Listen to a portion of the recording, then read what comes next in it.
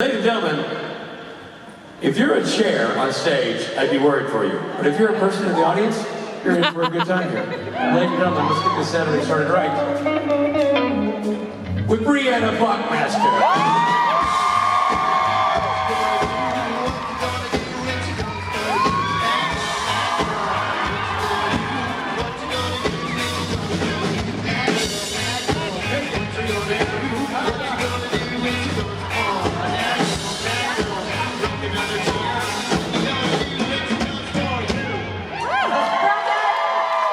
My favorite part of that was Ron going, bad girl, I like how I finally did the thing I've been worrying I was going to do, and I was instantly like, I'm going to get so much shit! Yeah, no, it just comes out your paycheck, but it's no big deal. So funny. Liz backstage, she was like, hi, Briana, I've noticed that you're wearing flip-flops. I just want you to know that the chair on stage is a little heavy today. She knew I was going to do something. She was going to kick this in. She didn't know you'd do that kind of damage. Oh, well, sorry, the chair. is, that was the chair we were going to present to Mike for his birthday. Mike's birthday. I really broke it. Happy birthday, That's what they sing at the restaurant. They sing happy birthday. Briana was there. They sing happy birthday, que paso. Yeah. Which Rob and I were translating means happy birthday. What's going on? What's up? Happy birthday. So, How are things? what are penny free dollars? It's an odd birthday song. Anyway, ladies and gentlemen, we're going to leave you in the capable, angry hands of Capable Briana. ish, yeah. Thanks, gents. Thank you. Thank you so much. You have to stay. You have to stay. Happy birthday. Hello, everyone. Holy shit, there's a lot of you, huh? Should I be nervous? Yes. Oh, wow. Somebody answered yes very quickly. I'm coming to you in 5 minutes. Find out what kind of mood you're in this morning. How are we? Are we feeling rowdy? Oh, okay. I like that. I couldn't get the vibe this morning. I was trying to decide if people were like in a rowdy mood or a feelsy mood. I'm always in a rowdy mood, but I can get into whatever mood you want me to be in. It sounded sexier than I meant for it to. I chose to take my sweater off today because I sweat so much yesterday during my panel. Yeah, that's the kind of information you're going to get from me today. How much does Buckmaster sweat? A lot. And from curious places. I shouldn't do that. You're all taking photos, and I'm like, nah, I can't see you. Okay, well, welcome to Saturday, the day before Jared and Jensen get here. Except for Jensen, who will be here tonight, I heard. I'll flutter to see what hat he wears. I don't know. Those beards are still intact. Oh, hello. You guys are all randy about it already. I get it. All right, I guess I'll let you ask some questions. Finish talking about facial hair. I'll start over here. Or maybe we're not finished talking about it, I don't know. I shaved mine this morning. Hi, Bree. Hello. I was wondering if you could give me some advice from a comedic standpoint. I started off as a dramatic actress, and now I'm transitioning into comedic. And I've had a lot of people tell me that I won't be successful because of my appearance or my gender. So I was wondering if you have any advice for me with that. Well, that's fucking bullshit.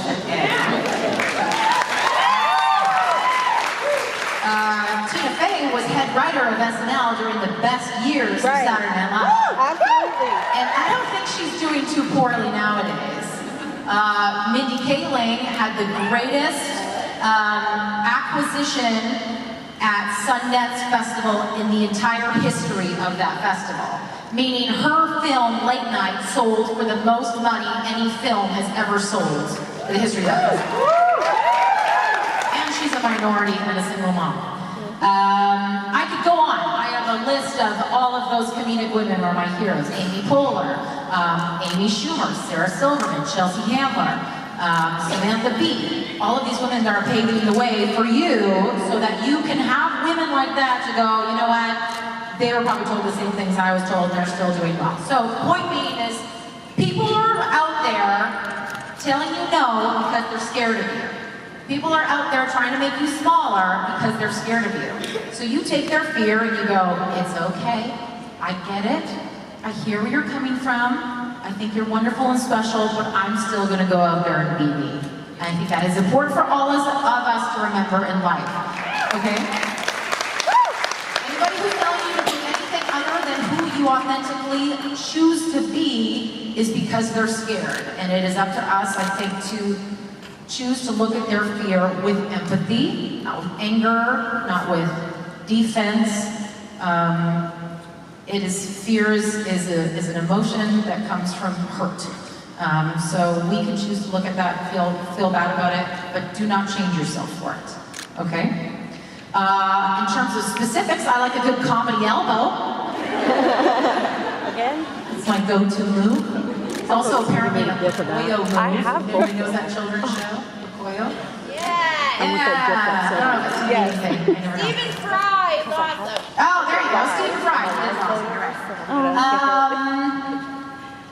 Post it on the I can't remember what you asked specifically. Okay.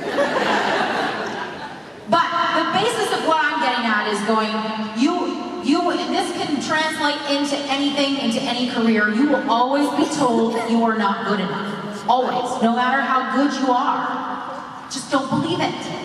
Just don't believe it. Okay? Bullshit. It's all bullshit. Even if you feel like you're not good enough, don't believe it. But getting better is always a choice. I feel like I'm good enough for you. I feel like I'm good enough for my family, for my parents, for me. And I'm still constantly trying to get better. And it's not because I don't think I'm enough, it's because I just like to keep getting better. And I think that you can want to keep getting better without the added grief of thinking you are not enough. Everybody needs to remind themselves we are all enough. We are enough, okay? Nice light way to start it. Hi. So my best friend and I have Build-A-Bear plushies that are narwhals that make Chewbacca noises. Okay, hold on. You have what plushies? Narwhal plushies. That's the, okay, yeah. That make Chewbacca noises. Chewbacca noises, okay, that yeah. we named them Kim and Briana. Yeah, clearly, yeah. So I'm just curious if you and Kim had anything weird best friend was like we do. If we have any best friend what? Weirdnesses like that. Oh, plenty. Do we have any little things? Well, I have a ring, which sadly I don't have on, it's my hotel room, that I bought one for Kim and I, gave it to her for her birthday last year.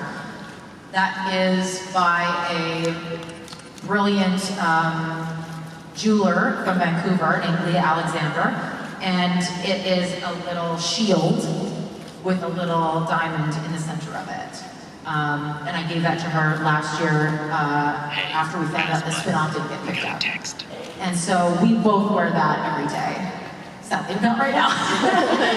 But we have that as our fun thing that we never really talk about it. We both just wear it every day. Another thing, this might be kind of personal, but I already started telling you, is that, so last year was the year of the rooster? Yes. Thank you. And wishes, Kim and I, we're both roosters. Woo! Okay, great. I barely know what that means. But I learned that if you are a rooster and it is the year of the rooster, that is supposed to be bad luck. And so we're like, fuck me. And so I was learning about all of this stuff in the culture of how to protect yourself against the bad luck in Chinese culture. And so I got some jade jewelry. And I got some for Kim. I got her a keychain or something for her car or something. And then she gave me a ring that was her mom's, that was jade. Yes. Oh, so beautiful. Yeah. So, yeah, we like each other a lot. But in a way that's not like, Kim and I are obviously intensely good friends, but we're so different that in some ways, I don't know if we would have been friends if we had not met and worked together in this capacity, which is very personal, learning about you guys, learning about each other. And it's not in a social, it's not in an innately social way. We're very, very different socially. She's much more introverted than I am. I'm much more in need of attention than she is. So I feel grateful that Supernatural and the Supernatural conventions have brought her to me because she feels so much more like family. In the good and the bad ways, we're getting each other shit all the time. And we're like, you need to back off. You need to back off. And we're like, I'm so sorry. We're like, yeah, we're very much like family. So I love her like a sister, very much. Thank you. Good luck to your normals. Hello, me. New photo op. Richard and Briana. Come get your master's fade on. You heard me. Hello. How are you? Good, how are you? Very good. Good. This is my first convention, so I'm super excited to be here. Oh shit, we're popping a cherry. I'm like super overly excited to meet Jensen, obviously. So Obviously. Yeah. So I was wondering if you have Jensen stories? Yeah, Jensen stories and from Ones season that I can say in 14. public? Yes. And like what's it No. like working with him? Okay, sorry, finish your question. See, like what's it like working with him? And do you Hell. have any fun stories Sorry, keep going. that stick out from season 14? Did you say sticky? Sorry, keep going. She's never gonna come to a convention again. I love Jensen a lot. He is, and I told him this, and he is a huge reason that I am a part of these conventions, that I think that I'm a part of the show. I'm not giving him all credit, just some.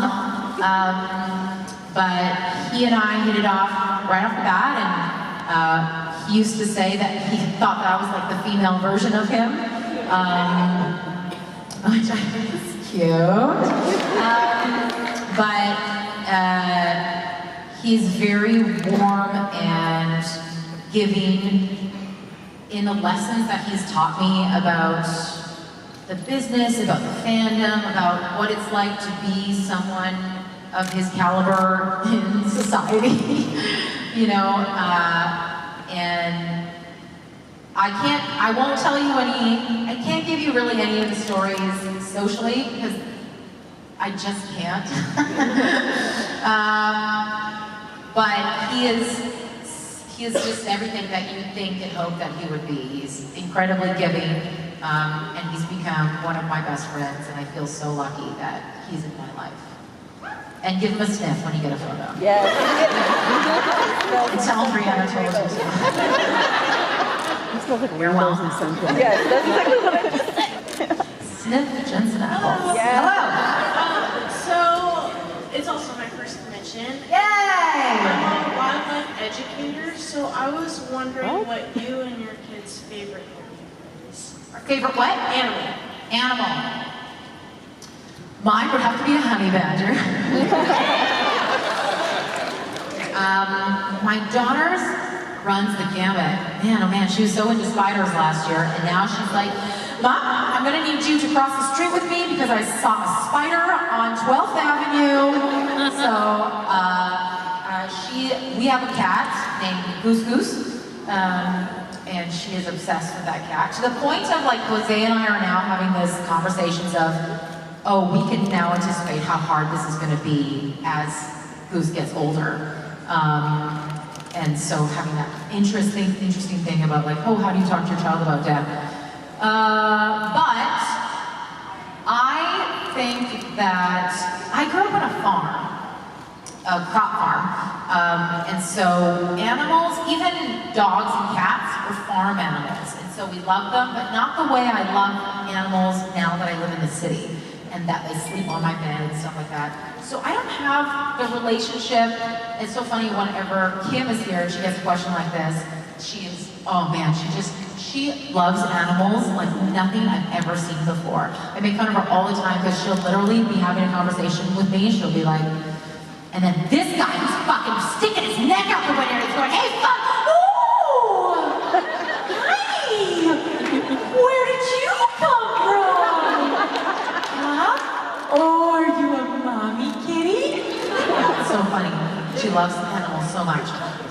I love my animals, and I love seeing people like Kim love animals. I know. And my daughter likes any animal that is in front of her, unless it's a spider, currently. Thank you. Good luck out there. Sniff Jensen. Hello. Hi. My question is, if you had to play any other supernatural character, male or female, who would you portray? And Who gets paid the most? Sorry. Say, if you couldn't be Donna Hansen, If I couldn't be Donna. who would you want to be? I always loved Chad Lindbergh's character, Ash. Yeah. Like, that's a funny character, right? Where he's always like, with his mullet. I don't know. I just gravitate towards comedic characters. I just do. I couldn't imagine anybody playing the boys but the boys. I would like to say Crowley, because I think it's such a complex character. Yeah, but again, like Mark Shepard destroyed that character. He's an incredible actor. It's so hard when you know all of the actors who play these characters, because you love them and you love their talents, and you can't imagine anybody else playing them. But who would I steal a role from? If I had to. No option. I just fucking had to. Misha. Misha could be Donna. Right? I love it. Thank you so much. Thank you. Now I'm obsessed with that idea. Pitch it to the writers. Hi. Hi, how are you? Great, how are you? Good. I was here yesterday. I wanted to thank you for what you said about it's okay to not have a child. I'm 1 in 10. I have endometriosis, and it really spoke to me. Oh, well, thank you for saying that. Thank you for sharing that. Yeah, thank you. Anywho, my question is, being since season 15 is the end, how would you write Donna's ending? I actually would be okay if she died. Hear me out. Listen, there's always the bullshit of nobody dies and whatever. But what a way to go. I never want to die. This has always been the thing. It's like, don't let my character die. Now that the show is ending, I'm like, huh? Go ahead, I don't care. But it's gotta be fucking epic. Like, I'm talking Thelma and Louise style. I want a whole episode. I want Donna to die at the beginning of the episode, and then 3 episodes later we find out how. I want a fucking arc of Donna's death. Yeah, I don't think that'll happen, but I don't know. It's so funny is there's been some rumblings of nobody of importance. So grain of salt. This is not spoilers. This is not factual information. There has been some rumblings, again, of nobody important, of a musical episode. Oh no. I'm with you. If there was a musical episode, I would love to be in it. I am not. There isn't one so far. I am not in it, but I would like to be in it. I want to make this clear. I feel like you all are like just trying to find any information about season 15. There's no information in this body. Okay? So I would like to have an epic season-long death. It's now a season. And or I would like to be in the musical episode, if there is one. Okay? What? Oh, thank you. I mean, I'm not gonna die. I'm an actor. I'll still be here. Who's gonna come get one of these photo ops today? Kids are gonna fall out. Okay. Thank you. Thank you for your share too. Hello. Hi. I'm going on the tour this summer. Philly, Charlotte, and Atlanta. You crazy girl? Of course. But I saw you in Atlanta last year, I remember. Yay. You really have, y'all sound so wonderful together. Do you have any new songs you're working on? Maybe. She asked if we had any new songs we're working on. Billy was like very adamant that we have new songs for this tour. I think he wanted to write some stuff, so I sent him some lyrics for about 6 songs that I wrote. He has a music that he wrote. Now, because I'm back and forth from LA to Vancouver and he's got a full-time job and a family, I don't think we have enough time to get anything done, original stuff done before the tour. But we will have some stuff we've never done before, for sure. And if we don't, you can slap me across the face. Only she can do it, though. Only her. Deal? Deal. Now I'm scared. She looks really strong. Can't wait, I'll see you there. Hi. Hi.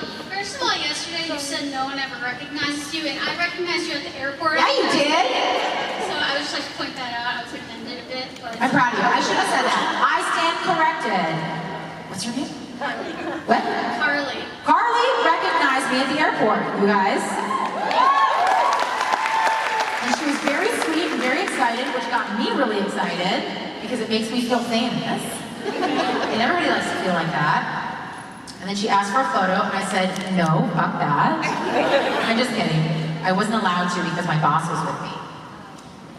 That's all I'm gonna say about that. But I did give you a hug. She asked for a handshake, and I said, fuck that, I'm giving you a hug. Is your dad here? Yes. Sorry about all the swearing, Dad. Just who I am. Carly doesn't swear, though. Do you have a question? Yes, I do.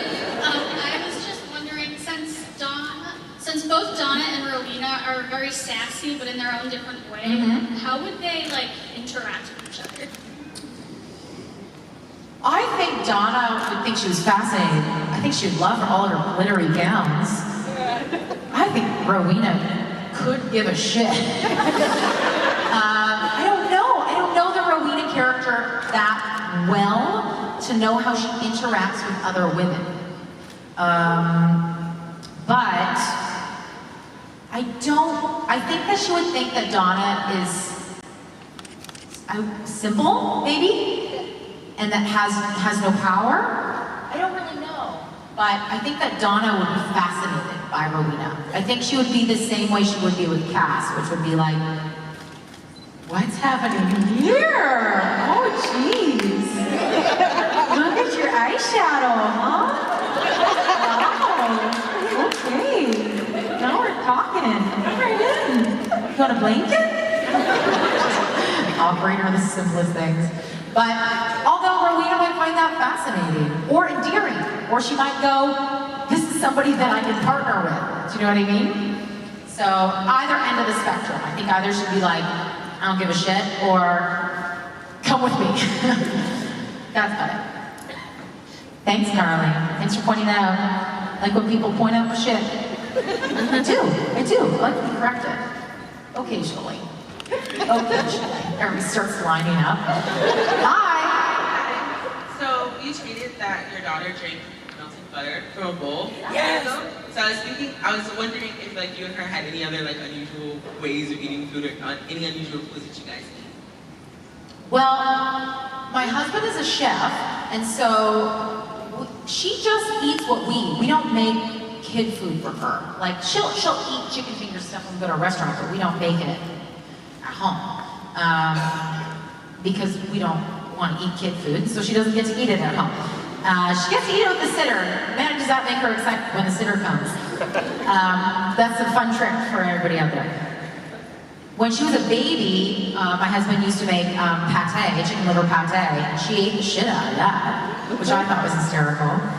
It's so funny, Jose and I were talking the other day about how when I was growing up, I grew up on a farm, and so pretty much all I ate was meat and potatoes.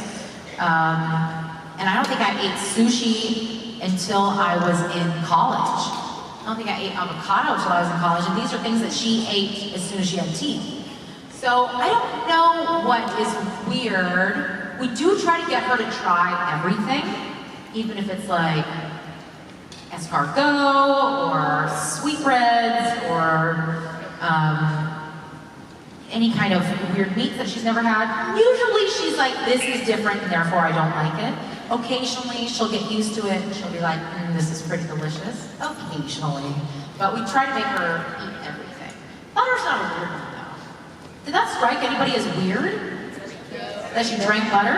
It was like we went to a restaurant. I didn't like go, here's lunch, honey. That's what I ate for lunch.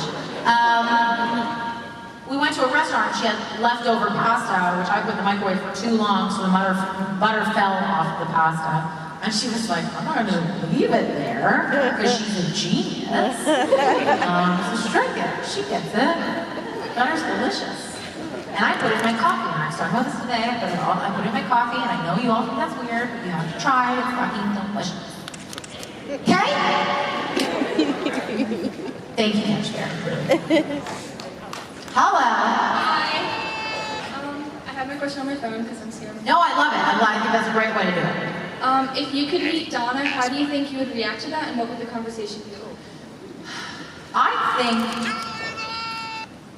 I would love Donna. I mean, me, and I love me. No, but I think that I love people who are genuine and authentic in who they are, and Donna is all of those things. And I also love people who are aware of their traumas. We all know those people who wear their traumas as aggressive emotions. Do you know what I mean? And sometimes I find those people challenging to deal with in daily or professional ways. And I think that Donna is aware of what she's been through, what she's going through, what she is sad about, what she's working on, and I love that about people. I love when people go, I said this really bad thing to you yesterday and it was because of this. It was because I actually meant this, or because I'm actually feeling this. I love people who are very self-aware like that, and I think Donna's very self-aware. So I think that it would be easy for me to connect to her. Briana, connect with people. I like to connect with people intimately very quickly. So when I meet somebody and I do connect with them, I want to know everything about them. I want to sit down with them. I want to chat with them about their experiences, their stories.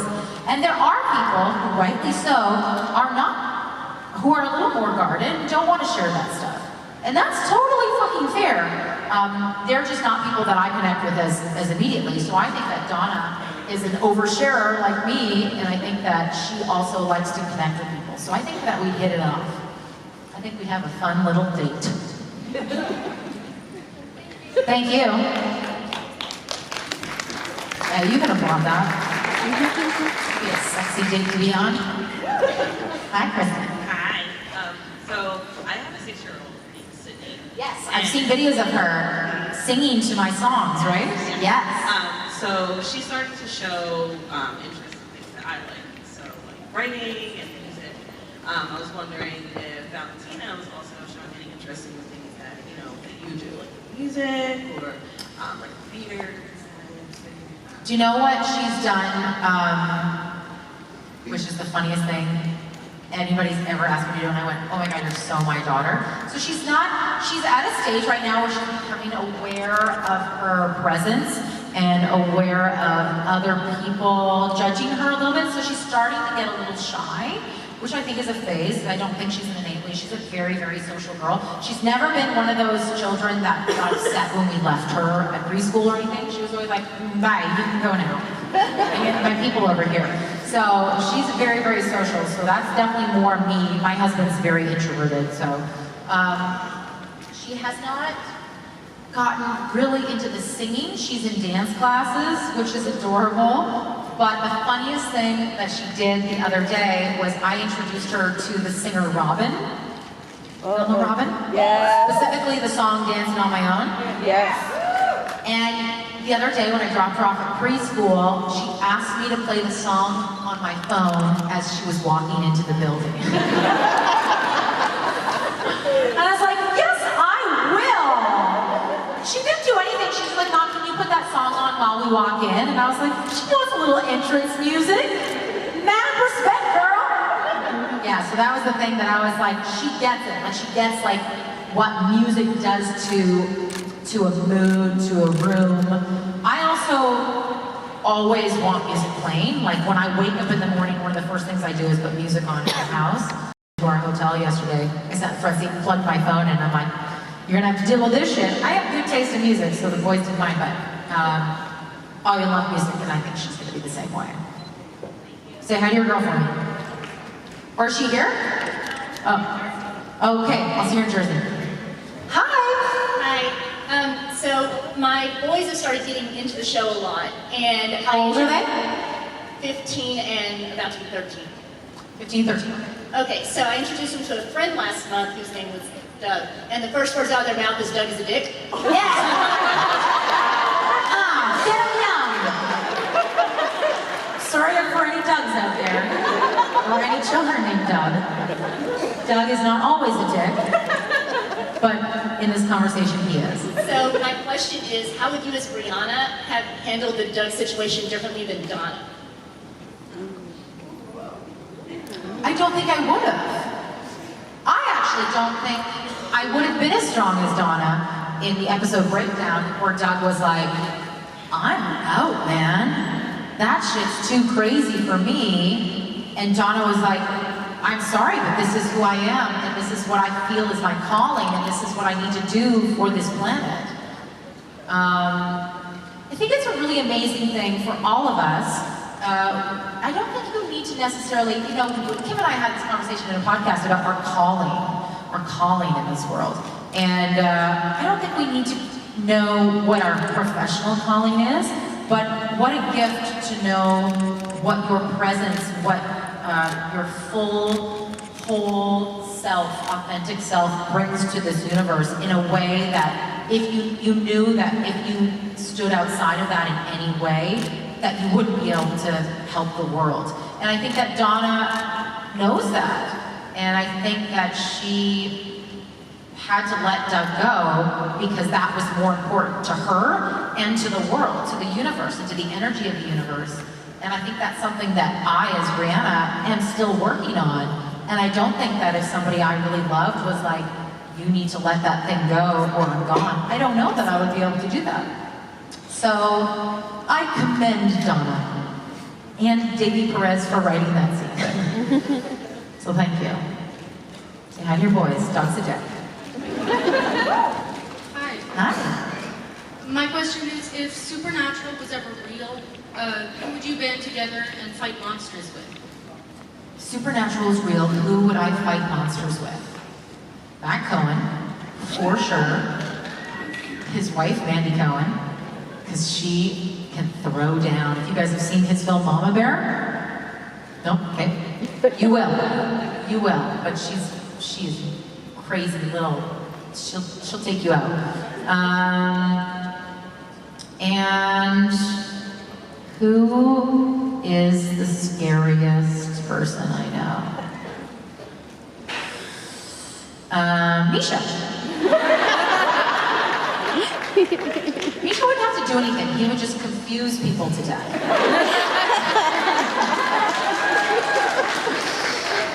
I try to keep my distance from Misha only because I feel like he's gonna loop me into something. You know what I mean? Or he's gonna say something really smart and I won't know how to respond and then I'll feel silly.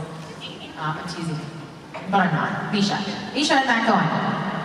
Thank you. I feel safe with those two. But also terrified. Hi. Hi. This is my first convention too. Yeah. I was just wondering, what's the funniest or the weirdest thing that's ever happened to you on set? Funniest and weirdest thing that's happened to me on set. Well, I have visited set a lot. So I think one of the funniest things we did was when Kim and I kind of pranked Jensen. She was shooting, this was a few seasons ago, and I came to visit her, and the two of us with the director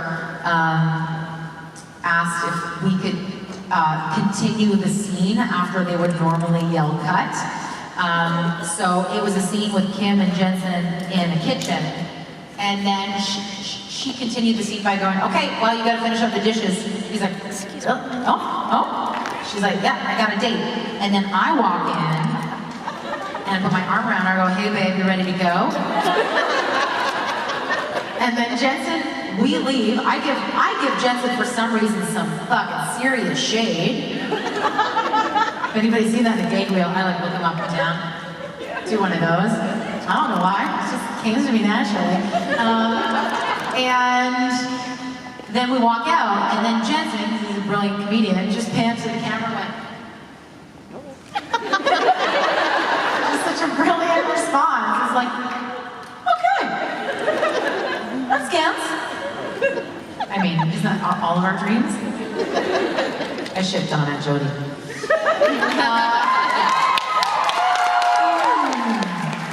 So that was pretty fun.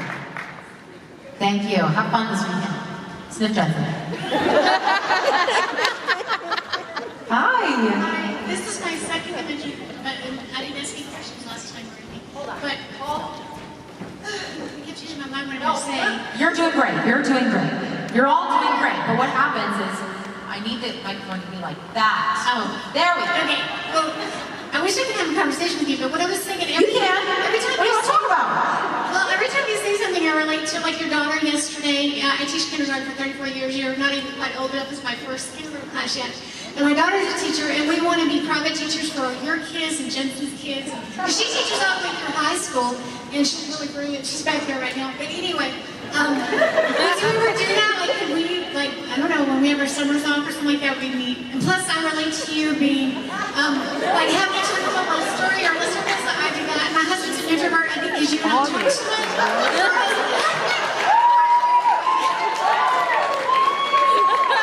And Jess and Jared both know me as the teacher from kindergarten in Dallas that talks too much. So, and Really? Okay. Was there a question in there? Do you ever meet your private school teacher or any kind of, because I taught private school and public school for 17 years each. And I would love to meet you because they seem so sweet. And Jared's agent is teaching. I love it. I love your guys' names too. What is happening right now? I don't know, we went out, got a sandwich, this question was still going on.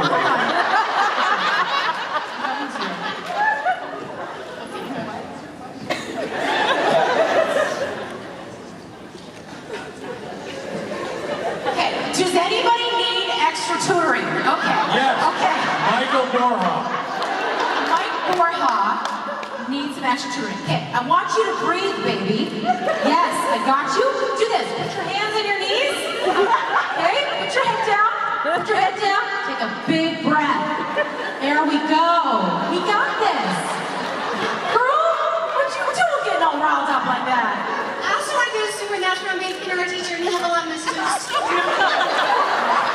didn't hear a fucking thing she said. I gotta tell you, for a teacher, you don't believe in punctuation. I mean, that was just, that started, it kept going, and that was I was laughing. I was like, no, I didn't know what she said. a similar line sentence, and it's kept getting screwed on each other. Well, that was something. She's still going. I love it. I Want you to it. breathe. Hey, honey, and between the knees. Boy, if I could do that, I sure as hell wouldn't be on this stage. Ladies and gentlemen, with that, you'll see her on stage tonight singing with this band, Briana.